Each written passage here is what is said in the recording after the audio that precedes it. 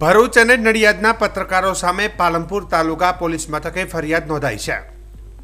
બળજબરીપૂર્વક પૈસા પડાવી લેવાનો અને ધાક ધમકી આપવાનો ગુનો નોંધાયો છે.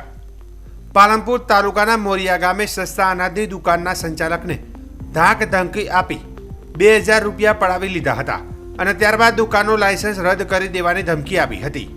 જો કે સસ્તા અનાજની આ દુકાનના સંચાલકની ગાડીને પણ રોકી હતી. જે અનાજનો જથ્થો હતો તે વિતરણ કરવા અને દુકાનમાં જે જથ્થો ઉતારવાનો હતો તે ગાડીને આ પત્રકારો રોકી હતી. ત્યારબાદ 10,000 રૂપિયાની પણ માગણી કરી હતી. જો કે સસ્તા અનાજની આ દુકાનના સંચાલક અને ગ્રામજનોએ આ 4 ઈસમોને પકડી લીધા હતા અને ત્યારબાદ પોલીસને સોંપ્યા હતા. જય શ્રીમાળી, ગૌતમ ડોડિયા, હાર્દિક દેવકિયા અને નૂર મોહમ્મદ અબ્દુલ, આ 4 જે પત્રકારો હતા તે નડિયાદના અને ભરૂચના હતા અને બનાસકાંઠામાં સસ્તા અનાજ દુકાનના સંચાલકને ધમકી આપી અને બળજબરીપૂર્વક પૈસા પડાવવાની ફરિયાદ તાલુકા પોલીસ મથકે નોંધાઈ છે. ગૌતમ ડોડિયાનો ઇતિહાસ પણ ગુનાહિત છે. અગાઉ પણ પોલીસ ફરિયાદ નોંધાયેલી છે. ત્યારે પોલીસે અત્યારે તો ભરૂચ અને નડિયાદના પત્રકારો સામે ગુનો નોંધી કયા બેનર હેઠળ પત્રકારત્વ કરતા હતા અને અગાઉ પણ કયા ગુના છે કે કેમ તેની તપાસ હાથ ધરી છે.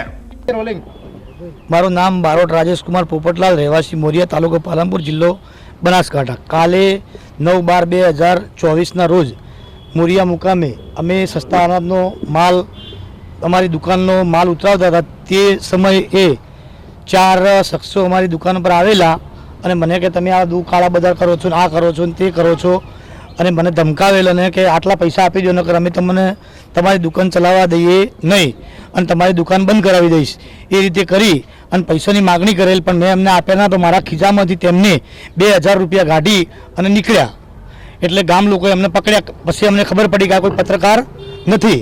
તો ગામ લોકોએ અમને પકડી અને મને જાણ થઈ તો મેં 2-4 લોકોને ફોન કર્યા. એટલે એમને પકડી અને અમે તાત્કાલિક તાલુકા પોલીસ સ્ટેશનમાં જાણ કરી અને પોલીસના હવાલે કર્યા અને એમના વિરુદ્ધ મેં ફરિયાદ આપી છે. હવે તપાસ કરવાનું રહ્યું. ધમકી આપી તોડ કરવા મામલે 4 જેટલા પત્રકારો સામે ફરિયાદ નોંધાઈ. શું છે સમગ્ર મામલો અને કોણ છે આ પત્રકાર?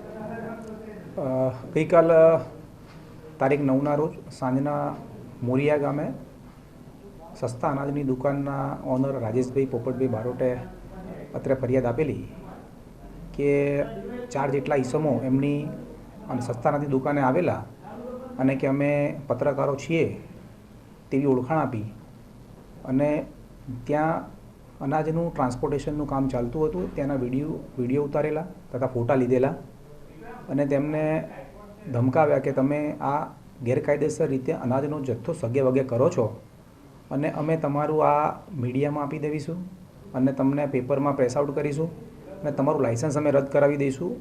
એ પ્રકારેની એમને ધમકીઓ આપી અને એમની પાસેથી બળજબરીપૂર્વક રૂપિયા 2000 કઢાવી લીધેલા અને ફરિયાદી પોતે તે ક્ષણે પત્રકારનું નામ આપતા ગભરાઈ ગયેલા અને પોતાની બદનામી ન થાય તે સારું તેમને પૈસા એમની પાસેથી કઢાવી લીધેલા હોય. પછી તાત્કાલિક એમને ધ્યાન ઉપર આવતા એમને તાત્કાલિક અમારો પોલીસનો સંપર્ક કરેલો, જેથી અમોએ તેમનો ફરિયાદ વિગતવારની લઈ અને 4 આરોપીઓને ધોરણસર અટક કરેલ છે અને જેમાં પૂછપરછ કરતા 4 આરોપી પૈકી ગૌતમભાઈ જીવણભાઈ ડોડિયા તે ભરૂચના છે, હાર્દિક ભૂપેન્દ્રભાઈ એ નડિયાદના છે, નૂર મોહમ્મદ અબ્દુલ્લા તે ભરૂચના છે અને હાર્દિક અને એક જય મહેશકુમાર શ્રીમાળી તે નડિયાદના છે. એ 4 જણા જુદા જુદા પત્રકારત્વ તરીકે ફરજ બજાવવાનું જણાવે છે અને તેની ધોરણસર અટક કરવામાં આવેલ છે અને તેની તપાસ ચાલુમાં છે કે તે કયા પત્રકાર તરીકે કે ફરજ બજાવે છે અને એમની વિરુદ્ધમાં ધોરણસરનો ગુનો દાખલ કરી અને એમને અટક કરવામાં આવેલ છે અને આગળની કાર્યવાહી ચાલુ છે. ઓકે.